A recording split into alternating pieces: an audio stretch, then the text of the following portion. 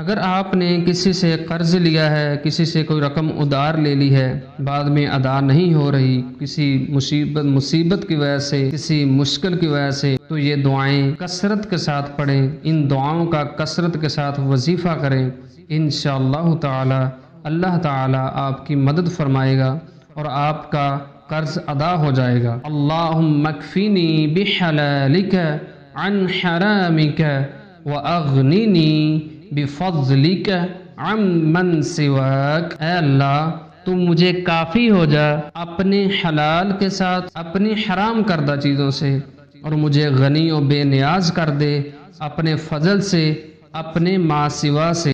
اللہم انی اعوذ بک من الہم والحزن والعجز والکسل والجبن والبخل وزلع الدین وغلبۃ الرجال۔ اے اللہ یقیناً میں تیری پناہ میں آتا ہوں پریشانی اور غم سے اور عاجز ہو جانے اور کاہلی سے، بزدلی اور بخل سے اور قرض کے بوجھ سے اور لوگوں کے تسلط سے۔ کثرت کے ساتھ ان دعاؤں کا وظیفہ کریں، ورد کریں، تو اللہ تعالیٰ آپ کو قرض سے نجات دلائے گا۔